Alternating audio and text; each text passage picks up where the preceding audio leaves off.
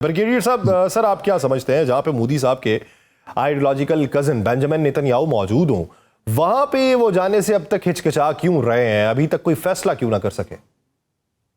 I think Bharat ने एक absurd सी पॉलिसी आई थिंक आजकल इसको हवा दी, that is called strategic autonomy. Claim करते हैं जी कि हम स्ट्रेटेजिकली ऑटोनॉमस हैं और हम मल्टी अलाइनमेंट में जाएंगे और अपनी मर्जी करेंगे। हालत ये है कि अभी आप पता है चाबहार पोर्ट से इनको निकलना पड़ा।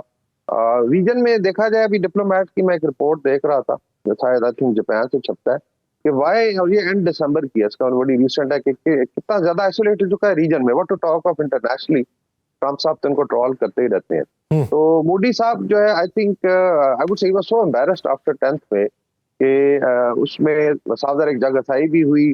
उसके बाद भारत का जो आई वुड से इमेज था स्ट्रेटेजिक, बहुत ज्यादा डेंट हुआ है, एंड दैट्स व्हाई ट्रम्प उसको ट्रॉल करते रहे। Maybe he wanted to draw concession, लेकिन वहां भी I think there is a serious tension. तो दिस इज वन रीजन कि diplomatically although they may desire, क्योंकि आई थिंक दो तरह की एडवाइस चल रही है with in Indian diplomatic circle, जो मैं देख रहा था इंडियन मीडिया, कुछ तो एडवाइस कर रहे थे कि आप हाई टेबल पे बैठे, बिकॉज पाकिस्तान का जो इन्फ्लुएंस है नाउ, पीपल सेइंग कि बे ऑफ बंगाल से लेके मेडिटेरेनियन तक फैल जाएगा। आपने देखा कि लीबिया के साथ बड़ी अच्छी अंडरस्टैंडिंग हो गई है, then you are in for Pakistan, तुर्की, सऊदीया अलायंस की बात हुई, इजिप्ट शायद शामिल हो जाए, तो Pakistan going to become a major player.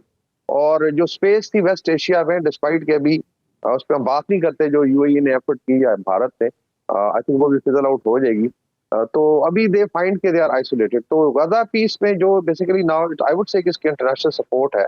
अभी इवन रशिया ने आई वुड से implicitly कह दिया जी कि विल सपोर्ट इट, लेकिन आहिस्ता आहिस्ता आप देखेंगे बाकी पावर्स भी आएंगे। तो ये there is lot of confusion in the policy. एक रीजन ये भी है कि शायद जहाँ पे शहबाज शरीफ साहब बैठे हो और ट्रम्प बैठे हो, वहां पे मोदी साहब विल फील प्रॉब्ली एम्बेरस के कोई और फिक्र ना कसा जाए। तो टोटली औकात है, मैं रीजन में टोटल दो इनके एलाज रह गए। एक काबुल वाले हैं, जो I would say almost pro ख्वारिज गवर्नमेंट है, और किसी हद तक नेतन्याहू है। और अभी इजरायली ने भी देखना है जी कि बेसिकली अगर यहाँ पे नहीं आते तो इट मींस के probably they can't play a major role. और ये हमेशा टेस्ट रहा है। ये क्वाड के चैंपियन बने जी कि हम इधर इंडो पैसिफिक में बैलेंस आउट करेंगे चाइना को, और एक तरफ ब्रिक्स में जाके फिर इनकी मिलते करते हैं। अभी जब से आई थिंक ट्रम्प ने इनको लिताड़ना शुरू किया है, they are now trying to get cozying up with EU. अभी I think Ursula von der Leyen आई हुई थी, ये जो 26 को इनका होता है ड्रामा जो है लेट्स से रिपब्लिक डे का, और उस पर चीफ गेस्ट थी। तो मेरे ख्याल में भारत इज हाईली कंफ्यूज, और most probably they will not. अभी माइकल कुगलमैन भी कह रहे हैं कि they would not like to sit with Pakistan, and that's why they will become more isolated. Pakistan के लिए it's I think good opportunity, आप अपना इन्फ्लुएंस एक्सपैंड करें और इस पर अपना पैसा डालें। ब्रिगेडियर साहब, आप क्या समझते हैं? सर, एक तरफ कहा जाता है कि ये एक ऑल्टरनेटिव प्लेटफॉर्म है यूएनओ के, दूसरी तरफ ये है कि यूएनएससी की एक रेजोल्यूशन के दूसरे आर्टिकल के तहत ही ये जो है प्लेटफॉर्म तश्कील दिया गया है। तो क्या आप समझते हैं कि इसकी बाउंडिंग जो है वो मुख्तलिफ होंगी यूएनओ से, या फिर ये उसी के अम्ब्रेला के नीचे ही काम करता रहेगा? यार इस तरह के मैकेनिज्म देखें पहले भी चलते रहे। अगर थोड़ा सा हिस्ट्री में चले जाएं, जो पैलेस्टीनियन इजराइल कॉन्फ्लिक्ट है या अरब इजराइल कॉन्फ्लिक्ट है, आप देख लें 73 ऑनवर्ड जो है कैंप डेविड, जिसमें अनवर सादात गए और उसके बाद इजरायली प्राइम मिनिस्टर थे, वो अमेरिका ने कराया था, आपको याद होगा। फिर इसी तरीके से there are number of issues. अभी सीरिया का जो मसला हल हुआ, इसमें अगेन बस तुर्किया, किसी हद तक अमरीका है, रशियन ने शायद एग्री किया है। तो देयर आर एरिया जहाँ पे अगर पीस के लिए कोई एफर्ट होती है तो रीजनल फ्रेमवर्क या लेट्स से कोई भी इंटरनेशनल फोरम जो है वो इस्तेमाल हो सकता है। और उसी स्पिरिट में I think UN, because it's too much complicated कि आप स्टेट अवे सावधान है। अभी वहां पे आपने देखा है कि प्रो इजराइल जो लॉबी है विद इन यूएस, उसकी वजह से यूएन में तो कोई चीज चल ही नहीं सकती थी, डिस्पाइट के बाकी सारी powers, general assembly, security council was voting against them. इस तरह आईसीसी में ले जाने की कोशिश की गई। तो प्रोबेबली उसमें एक नॉड है, इट मींस कि this is a forum with international support, और आहिस्ता आहिस्ता लोग इसमें आएंगे। द ओनली थिंग वाज कि अभी कौन से ममालिक एक्सेप्टेबल हैं। एक्चुअली पाकिस्तान और तुर्किया में बहुत ज्यादा एतराज है। हालांकि पाकिस्तान में बड़ा डिस्कशन हो रहा है जी कि आप क्यों जा रहे हैं, why Israel is objecting to it, कि लेट्स से लेटर ऑन अगर कोई अरेंजमेंट बनता है, आई एम नॉट सेइंग कि हम जा रहे हैं with force, peace keeping force के लिए, तो तुर्की और पाकिस्तान की फौजें वो नहीं चाहते वहां पे आए।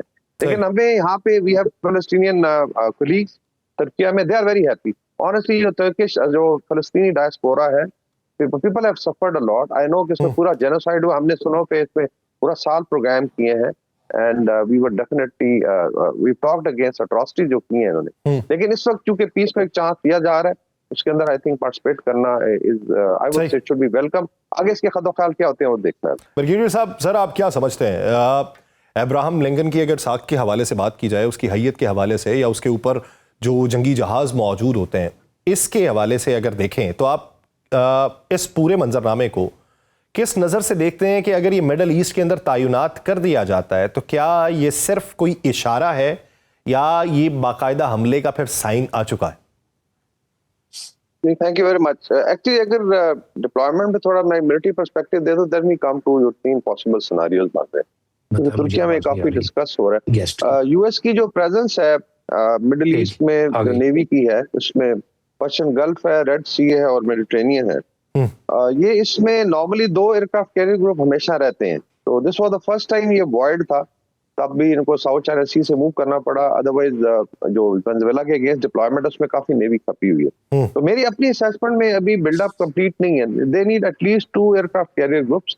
एक नॉर्थ अरेबियन सी में आएगा, remaining out of range of Iranian missile system, और हो सकता है थोड़ा फर्दर साउथ रहे, और एक जो है या रेड सी में डिप्लॉय करेंगे या मेडिटेरेनियन में।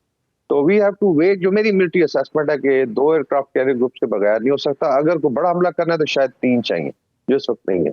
बाकी इनकी 5 जो टास्क फोर्सेस हैं, वैसे जिस तरह आई थिंक मिस्टर जमील कह रहे थे, हमेशा अवेलेबल होती है मेडिटेरेनियन में, रेड सी में, और आप कह लें कि गल्फ ऑफ ओमान में। ये डिफरेंट आई थिंक कॉन्फ़िगरेशन। अच्छा, इसमें ऑस्ट्रेलिया के जहाज भी होते हैं, देन यू हैव यूके है, इसके अलावा यूरोप से जब मदद की जरूरत पड़े।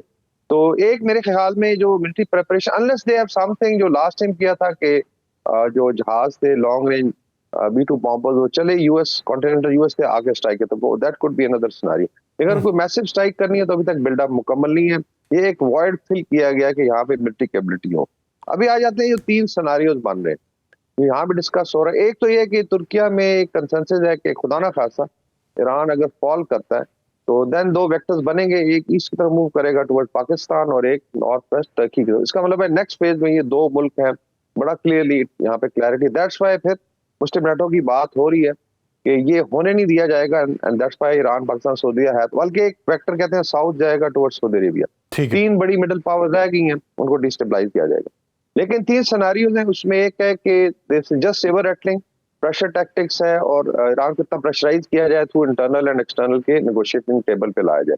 नंबर 2 लिमिटेड स्ट्राइक की जाए लीडरशिप को, और फिर इंटरनल रिवॉर्ड, और नंबर 3 ऑल आउट वॉर। तो उस पर आई थिंक डिस्कशन हो सकती है। ब्रिगेडियर साहब, मेरा आपसे एक सवाल है। बहुत सारे बैनुल-अक़वामी तज्ज़ियाकार, मैं बहुत सारे एक्स अकाउंट्स देख रहा था, उसके ऊपर कुछ बातें हैं। अब वो कितनी बहाम है या कितनी सच्चाई के ऊपर मबनी है, ये तो खुदा जाने। क्या आपके पास ऐसी कोई इन्फॉर्मेशन है कि पिछले 2-3 दिनों में कोई 3-4 जो मिलिट्री कार्गो प्लेन्स हैं चाइना के, उन्होंने लैंड किया हो ईरान के अंदर और वहाँ पे कोई सामान पहुँचाया हो? ये एक बहस जारी है। क्या आप समझते हैं कि चाइना को इसके अंदर लपेटने के लिए ये बहस जारी है, या फिर इसमें कोई हकीकत है? आई थिंक जो तो एविएशन एक्टिविटी है उसका ऑनेस्टली अभी किसी हद तक क्लैरिटी नहीं है। लेकिन ये जरूर है जो चाइनीज इंटरेस्ट है इन ईरान और रशियन इंटरेस्ट, अगर आई वुड से कि दोनों को अगर कन्वर्ज करें, दैट इज ह्यूज, बिकॉज एक तो $400 बिलियन की इनकी इन्वेस्टमेंट है, लॉन्ग टर्म में होनी है, कुछ हो चुकी है। दूसरा, खुदा ना खास्ता देखें, ईरान फॉल करता है तो फिर हाइड्रोकार्बन हब जो है ना मिडिल ईस्ट से लेके ऊपर कैस्पियन, ये फिर अमेरिकन और ज़ायनिस्ट कंट्रोल में आई वुड से आ जाएगा। And that's why the reason जो है वो आपने देखा है कि रीलाइन हो रहा है। और ये मेरे ख्याल में एक बड़ा क्लियर मैसेज दिया पाकिस्तान, ईरान, तुर्किया की तरफ से कि we not let it happen, and probably एक पॉलिटिकल कंसेंसस भी है। तुर्किया तो इसको कंसिडर कर रहा है कि नेशनल सिक्योरिटी थ्रेट बन जाएगा अगर होता है। तो चाइना के stakes are very high, because देखें अभी वेनेजुएला को कंट्रोल कर लिया गया। तो ऑयल एंड गैस अगर आप देखें, उनकी सप्लाई मेनली गल्फ से जाती है, और ईरान का खुदा ना खास्ता गिना नींद के सारा state of Hormuz American control में होगा, फिर अपनी मनमानी करेंगे, there be huge pressure on China and allies. तो शायद आई थिंक इसमें सदाकत हो, बिकॉज अभी कुछ एयर डिफेंस सिस्टम की बात हो रही है, HQ-19 सिस्टम की जो S-400 के बराबर है, एंड प्लस आई थिंक जो अभी जैम किए गए थे स्टार लिंक्स के, उसमें भी सुना गया है कि probably it was Chinese technology. इसके तरीके से आई डोंट थिंक ईरान के, ये सुना है कि कहीं ना कहीं से कोई कुमक तो आखिरी बार में आई थी, जिसकी वजह से कुछ नहीं हो सका। ठीक।